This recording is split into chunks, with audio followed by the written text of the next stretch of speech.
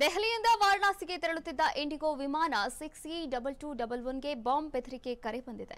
ಇನ್ನು ಬೆದರಿಕೆ ಕರೆ ಬಂದ ಹಿನ್ನೆಲೆಯಲ್ಲಿ ವಿಮಾನವನ್ನ ತನಿಖೆಗೆ ಪ್ರತ್ಯೇಕ ಸ್ಥಳಕ್ಕೆ ಕೊಂಡೊಯ್ಯಲಾಗಿದೆ. ವಿಮಾನಯಾನ ಭದ್ರತೆ ಮತ್ತು ಬಾಂಬ್ ನಿಷ್ಕ್ರಿಯ ತಂಡವು ಸ್ಥಳದಲ್ಲಿ ಬೀಡು ಬಿಟ್ಟಿದೆ ಎಂದು ವಿಮಾನ ನಿಲ್ದಾಣದ ಅಧಿಕಾರಿಗಳು ಸುದ್ದಿ ಸಂಸ್ಥೆಗೆ ತಿಳಿಸಿದ್ದಾರೆ. ಇನ್ನು ಪ್ರಯಾಣಿಕರನ್ನ ತುರ್ತು ಬಾಗಿಲಿನ ಮೂಲಕ ಸ್ಥಳಾಂತರ ಮಾಡಲಾಗಿದೆ.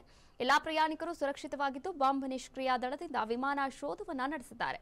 ಇಂದು ದೆಹಲಿಯಿಂದ ವಾರಣಾಸಿಗೆ ಹೊರಟಿದ್ದ ವಿಮಾನದಲ್ಲಿ ಬಾಂಬ್ ಇದೆ ಎಂಬ ಸುದ್ದಿ ಇತ್ತು. ಕೂಡಲೇ QRT ಸ್ಥಳಕ್ಕೆ ತಲುಪಿ ಎಲ್ಲಾ ಪ್ರಯಾಣಿಕರನ್ನ ತುರ್ತು ಬಾಗಿಲಿನ ಮೂಲಕ ಕೆಳಗಿಳಿಸಿ ವಿಮಾನವನ್ನ ತಪಾಸಣೆ ಮಾಡಲಾಗ್ತಾ ಇದೆ.